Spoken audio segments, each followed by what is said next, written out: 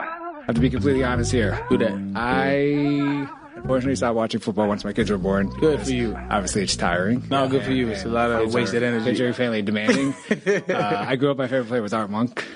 Oh, wow. Yeah, we was a receiver. Yeah, receiver for the Redskins. That's right, man. We were from New York, but I had two older brothers, so we hated the Giants. Oh, wow. I don't know. You're a handful of people where that's who they favorite. No disrespect to Monk, but it's like no. It's like a random talk shit, usually like all stars and Pro Bowlers. Like it's wild. We were like Art Monk, and then I would have fights with my friends about Michael Irvin versus blah blah blah. But anytime friends of mine that were like into football, even playing fantasy football, would say, "You gotta get," or not me. I wasn't playing fantasy football, but. Like Arian Foster, number one pick. Gotta get him. Yeah. So I knew you were incredible, and you are. And now I'm getting introduced to you officially as a hip hop artist. And I got your project late February. It's your debut on Mass Appeal. It's a great album. Thanks. Vocal wise, flow wise, music wise, and now you're being introduced as Bobby Feeno. Yeah. And I want to welcome you to the library, Tim Einenkel. I appreciate you having me, man. I appreciate you having me. Sure.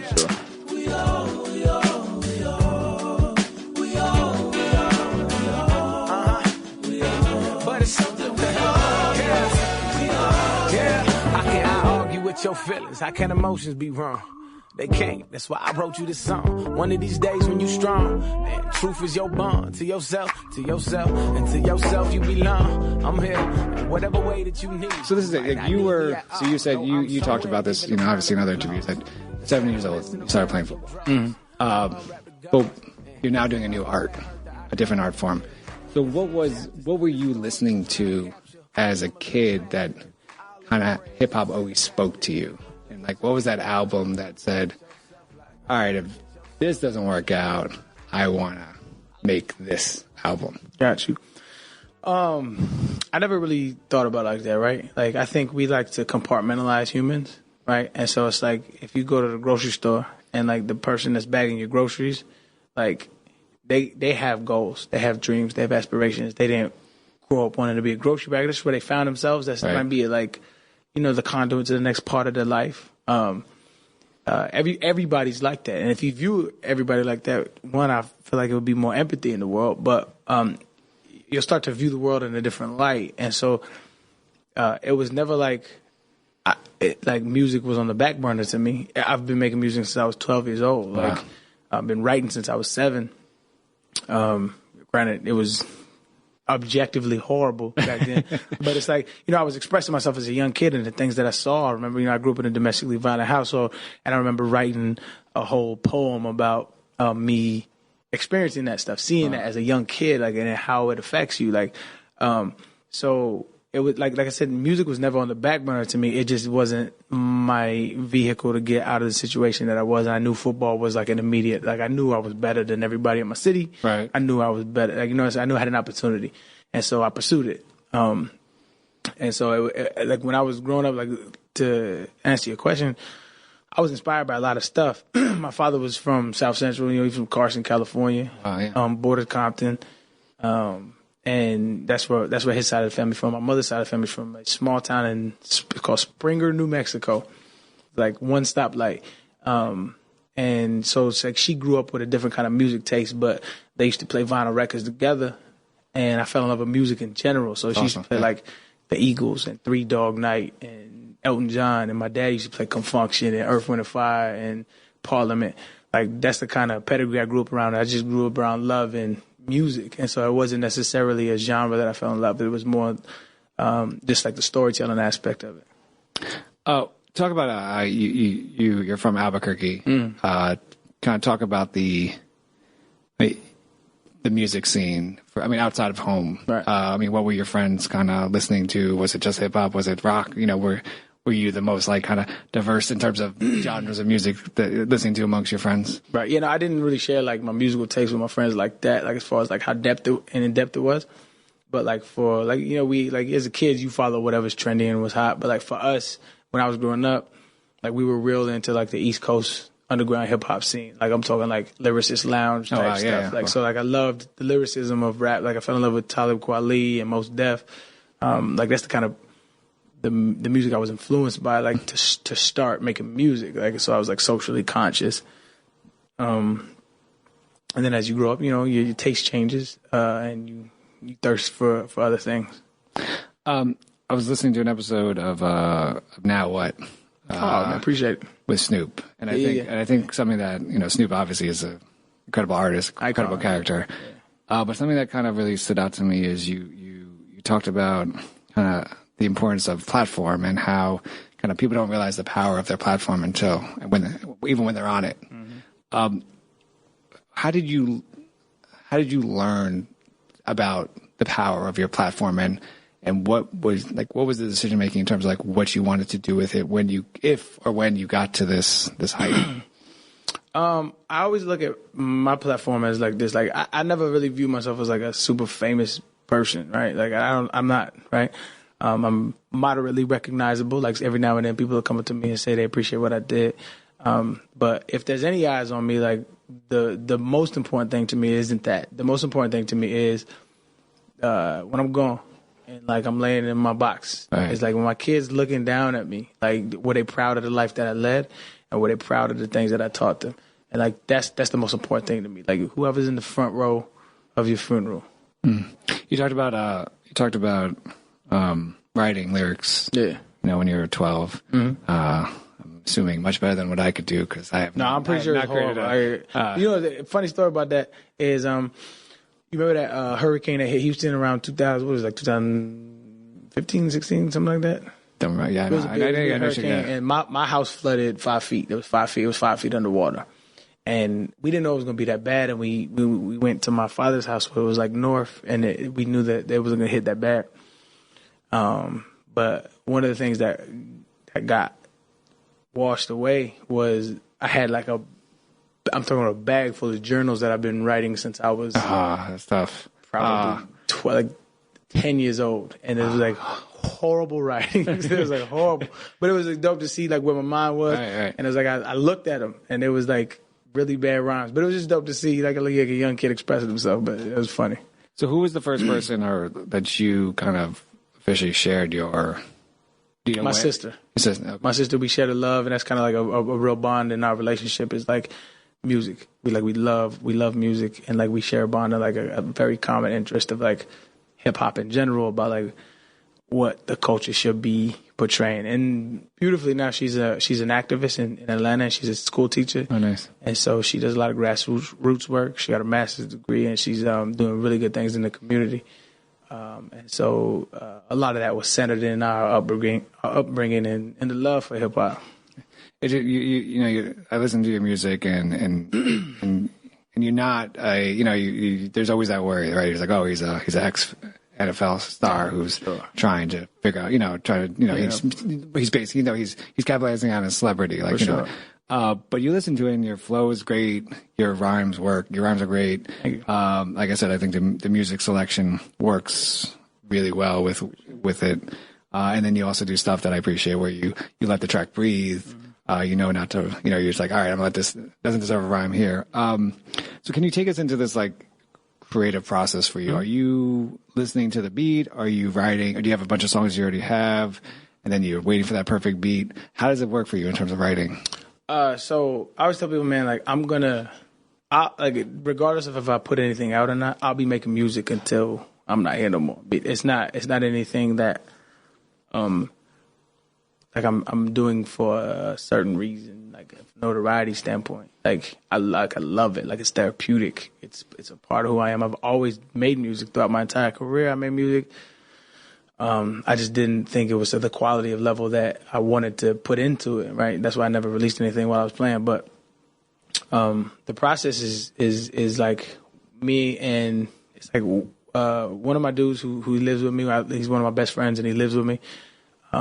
And another guy, like we all kind of like collab on, I hate to call them beats, but they're compositions, mm-hmm. because it takes a lot of musicianship. I'm talking about we doing the keys, We outsource like horns. We do live drums sometimes. We do, you know what I'm saying? Like we do, it's music. Like, because I fell in love. That's what I grew up on. I grew up on vinyls. I grew up on Earth, Wind, and Fire. So like I fell in love with the composition of like structure. Like that's what I love. And so that process has kind of guided my penmanship as well, right? And so like it's just what I feel, and like, people write what they feel, right? People write what they feel, and so whatever I'm feeling is kind of like manifested through the music as well, and it kind of works as a system. So like we'll have like a template, and then I'll write to it, and then I'll lay a skeleton down, and then we'll build on the music after that.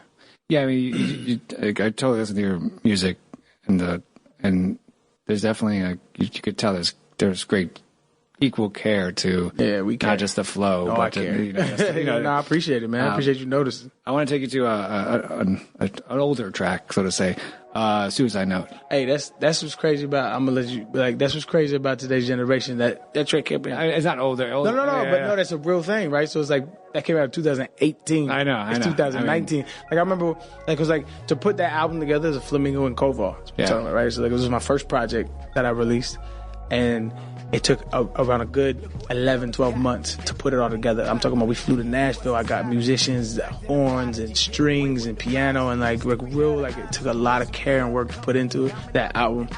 And then you release it, and people enjoying it. And then like a week later, I get a tweet. He's like, "Man, I'm still listening to the Feeno and Koval, man. Like when you putting something else out, I'm like, are you?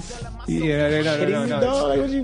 No, it's true. I mean, it's a real thing. That's how music is digested nowadays. Right. When we used to have, cassette tapes and CDs, it's like you're like, I just did a project. Yeah, like, but like, how put long? A lot into it too. Yeah. So I'm not gonna ask you what's next at the end. No. I got something next. But but I think lyrics that really stand out because as an outsider, what I see, and what you see writing, what anyone sees writing as an artist is therapy. But I mean, you have this great line where you go, painting pictures with words was therapeutic at first. Now I'm dependent on this beautiful curse. It's like I need it more than I love it. With words was therapeutic at first. Now I'm depending on this beautiful curse. It's like I need it more than I love it. Can you talk about these lyrics and why has it become this quote unquote beautiful curse for you? Right. I appreciate you, first of all, like listening to it to the point of like taking something from it, because I feel like as an artist, that's all you want is somebody to feel what you writing, good or bad. You just want somebody to feel. But everybody has their story, man. Everybody goes through their hardships. But for me, growing up, a lot of how I internalized this stuff is how I wrote it. I just wrote my thoughts. I felt like I was like a narrator of my own life, and everybody is kind of in a sense in their head, but like I expressed that artistically, and so it got to the point where it's like if something was off in my life, it's because I wasn't writing stuff down, and that's where that line comes. Like I need it more than I love it. So like it says, the freedom of it I covet, but when it's gone, I get sick to my stomach. That was the next line, and That's kind of how it's been in my life. Like when something's off, I feel like I'm not writing. And like everybody has their vice or their getaway. Right. And that's my getaway. That's like some people like to paint, some people like to sing, some people like to dance, some people like to take a walk. Like I write. Like I love writing. Is it writing on the spot, or is it more like something happened, you take some time to digest it, and then you go to like office or something? Both. Like it could be like something I see on the street, and I think of something to kind of like a metaphor to like encapsulate the actions that I saw or whatever. It's both. Like I just love taking the world and spinning it in my perspective. And I love words. Like I'm in, like I know it's like Trump, right? I have the best words. But like good impression. but I really do. Like I love language. I love how, like the history, I started studying the history of language and how it evolves and how it's like, and what I really learned about language is, I'm getting off on a tangent, but like what I really learned about language is like, there's no concrete definition. There's no really such thing as definitions. It's just like we use the words, like they're just usages, right? And so like, and we just use them to convey emotions. And like, that's what's beautiful about rap, and why it's the number one genre in the world right now is because it conveys an emotion that a lot of people relate to. Speaking of emotions, the new album late February, Swan, EP. Gotcha. Swan featuring Xavier Omar. Obviously, this is like, for me, this is lyrical gems all over. But lyrics that stood out to me is, how can I argue with your feelings? How can emotions be wrong? They can't. That's why I wrote you this song. One of these days when you're strong. And these lyrics stand out because, especially how can our emotions be wrong, are so true for, relationship with friends, relationship with lovers, but also people who love music. Like, you can't, I used to be the biggest a-hole when it came to music, and your music, that type of back. But I was talking to somebody, and he said, and he's an artist, and he said to me, he's like, well, how can I, if someone likes it, why am I going to be upset that it makes them feel good? 100%. So can you kind of talk about these lyrics, but talk about the overall track? Yeah, I mean, you hit the nail on the head, and that was the goal of that line. Actually, that's why I'm so amazing that you did your due diligence, man. Because it's like, whatever. But but it's just really dope that to hear that's the shit that you the shit that you put out is received in a way that you meant it to be conveyed. And so it's so what you're talking about is how can I argue with your feelings? How can emotions be wrong? They can't. Right. Emotions aren't wrong, right? And so it took me years to come to that conclusion, right? So, how can I argue with your feelings? How can emotions be wrong? They can't. That's why I wrote you this song. One of these days. So that's what I love about that specific track is, it's from my perspective anyway, and I could change in 10 years, but it's from an emotionally healthy standpoint, talking to a woman that's not. Right. Yeah. And so that's where it's coming from. It's so at the end of that verse it says, and it's a little controversial, but it says yo, I guess that silicone's too close to your heart, right? Yeah. So that's that whole journey of kind of being true to yourself, and I mean that's what I wanted to convey. It's not I don't take it lightly that I love when people get what they get from my art, so I appreciate it. The track Scarlet Letter, about 2 minutes and 56 seconds in. All right. I guess it's the outro verse. Yeah. You say, sharpen the blade slowly. This holy vodka is flowing. Man, you did. You dug deep. and what I like about it, and I bring it up because what it totally reminds you, change up your style. And the style totally reminds me of Def Poetry Jam's Black Ice. Yeah. Who does, he's been on the podcast and he does, I think, incredible work. And you nail it. I mean, and it's great to watch an artist be able to change up his or her style on an album. Was Black Ice the inspiration here, or why change up your style as well on this? So, Def Jam poetry was a huge influence on me. And poetry in general. So who I think the greatest writer of all time is, and I said this in the interview earlier I was on today, but it's Saul Williams. Saul Williams, I think, is the greatest writer of all time. Mm-hmm. And I put him up against Shakespeare. I put him against Edgar Allan Poe. I put him against, who you name it, Langston Hughes, Saul Williams. I don't know how he feels about that, but that's just how I feel. And he was heavy in, he was heavy in slam poetry. And so I dabbled in slam poetry. And that's exactly what that, at the end of that song is. It's kind of like slam poetry, mm-hmm. but not as animated. Right. But that's what it is. And so I drew heavy from that in my writing style. It's about imagery. It's about metaphors. It's about double entendres, stuff like that. I love that kind of writing, and that's what slam poetry does. And I 100% I'm influenced by that. One line that really kind of it's on Scarlet Letter that really just blew me away. And I was I gotta ask her what this means, but they painted our culture the same colors that it exposes now. They painted our culture the same color it exposes. Talk about that. What is it? What are you referencing there?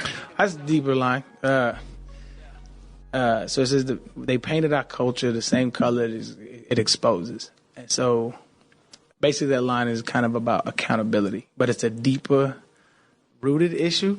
But it's basically saying hip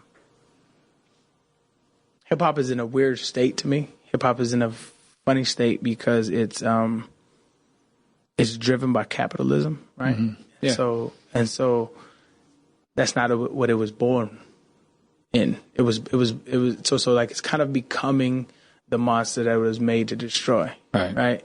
It was born out of like fight the power. It was born out of like rebellion. It was born out of like we came from nothing, and now it's becoming this like elitist genre. And so me saying they painted the culture the same color it exposes is kind of saying like however they view us is kind of like we get what we deserve, unless you're aware of the issues as to why. Like it's a deeper issue, but it's just a broad statement about it. What do you think? I guess what is the responsibility of hip hop now? I mean, is it still deeply rooted in what it's supposed to be, or do you think it's? I don't think it is. Like responsibility is such a subjective term, right? But I think that it's now interwoven with corporate America. And corporate America is rooted in money and greed, right?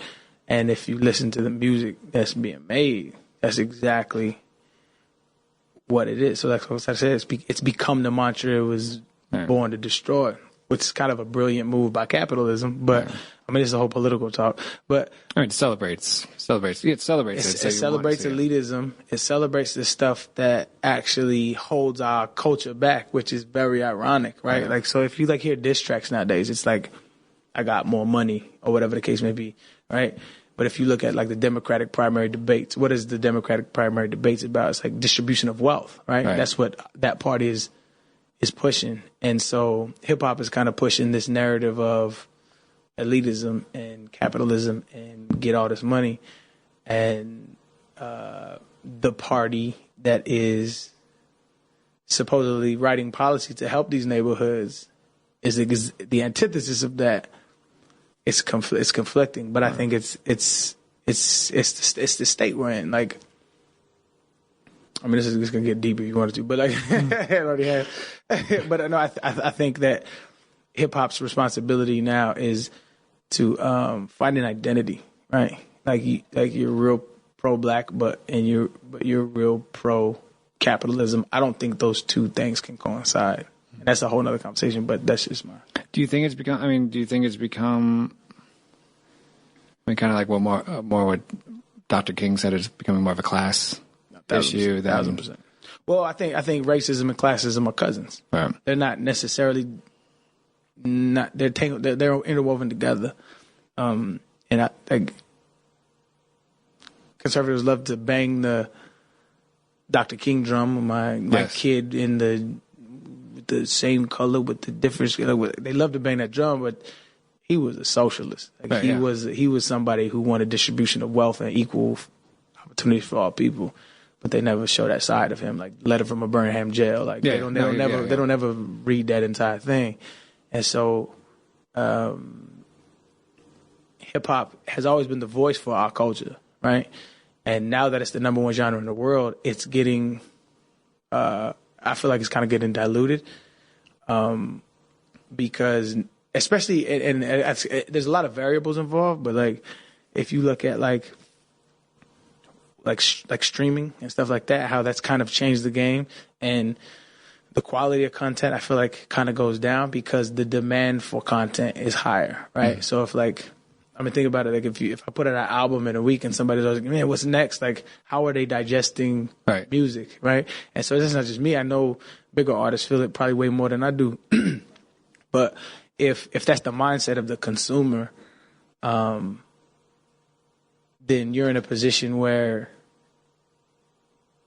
you can't focus as much on the quality and the content if this is your livelihood. And that's why I feel like I'm in a very privileged position, is like, I'm not doing this. I don't care if anybody buys it. Like, I would love it if people vibe to it and listen to it, and it's amazing. That's a win. But this is an expression of myself. Like, I'm just extremely fortunate to be able to be in the position I'm in, and somebody like Nas can hear my stuff and I'm signed underneath that label. That's crazy to me in itself. But like, especially looking at his pedigree, right?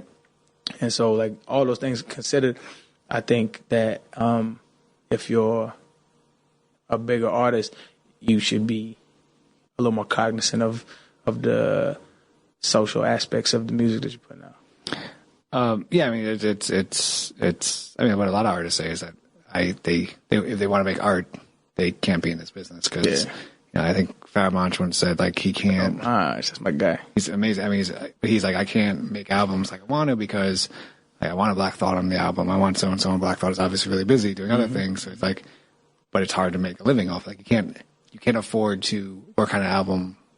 If you're an artist trying to make, if this is your livelihood, you can't afford to work on an album for a whole year. You have to like drop at least, you know. How crazy is that? Is you have to jeopardize your passion in order to get $1 from it. So wait, so why? I guess why? If this is all happening, right? Like why for you get into this art form? I don't make that kind of music, right? And so like I'm probably aware that it'll never be mainstream. It'll never be, and not like on some like the hate. No, that's not what I'm saying. I'm just saying like I don't make the kind of music that's gonna make the club bounce, right? I make the music that's like if you want to like 4-hour drive to your neighboring state, like you throw me on and like you feel that shit. You know what I mean? Like that's it's like whenever I'm, like I said, when I'm laying in my box, like my kids can listen to the music I made and be proud of that shit. And not saying that people can't be proud of club music, do that, but it's like I tried to like influence or change the narrative of our culture. Like that's from my perspective, right? And I could be wholly wrong, right? 100 years from now, I'll be like, yo, it was way off. Right. But like it was my attempt at it, and I'm cool with that. I'm all right with that.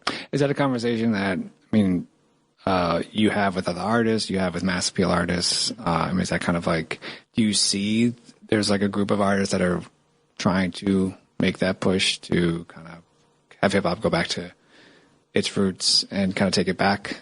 Well, I think it's like herding snakes at this point, right? It's like herding cats. I don't say snakes.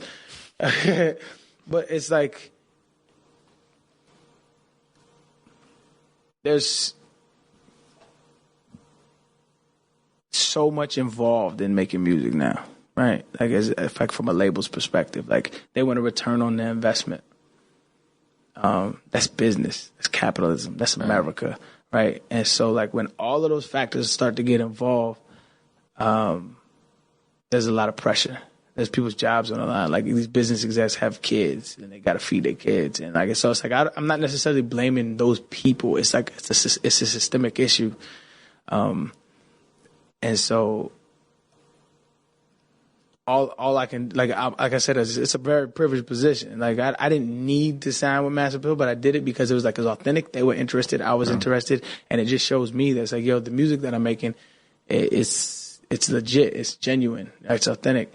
But there's nothing, I highly doubt like I'm going to make the next Clug banger. Like, you know what I mean? And I'm not looking to, like, I'm just looking to touch people who are going through things that I went through.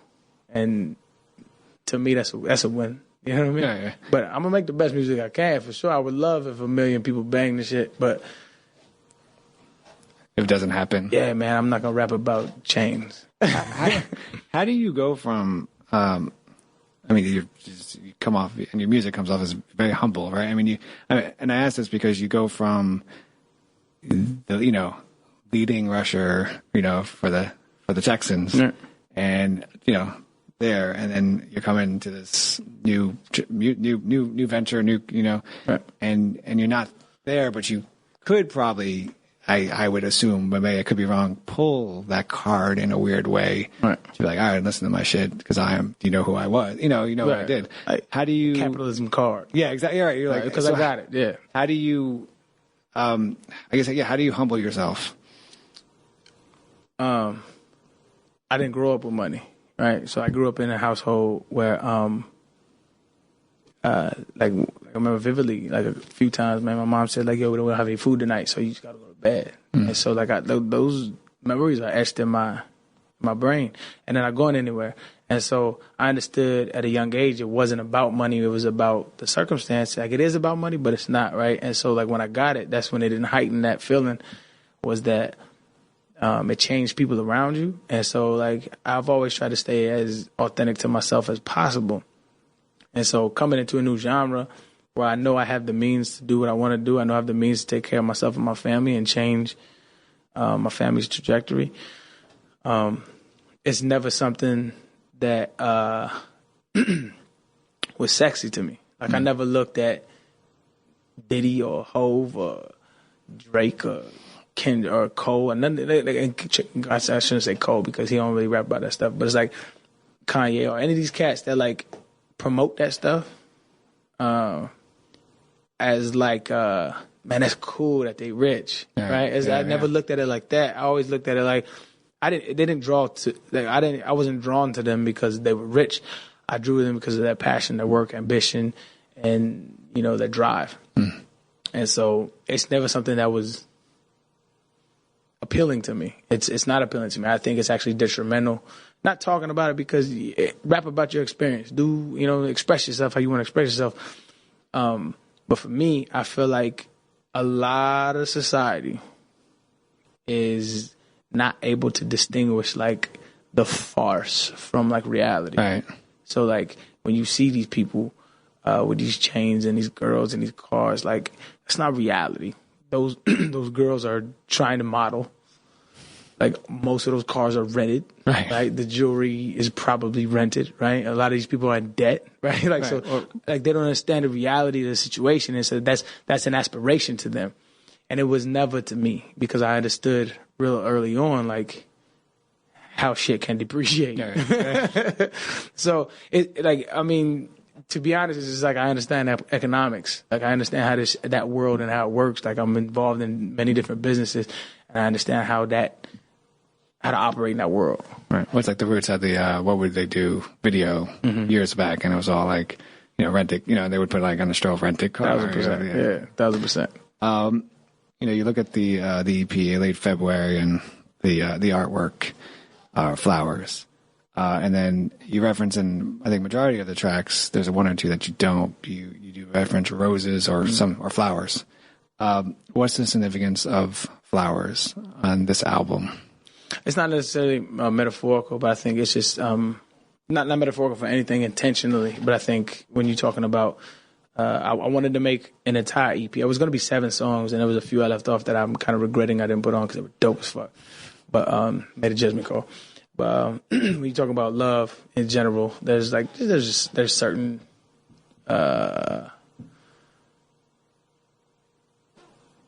items that kind of exude that imagery, right? And so, but the album was dope because it was like, I mean, if you look at the very last song is called like Miscarry, right? Yeah, it's about a miscarriage I had, but like I shared with a young lady who, like, when I was like 19 years old, I was a young kid, and it's just about like the trials and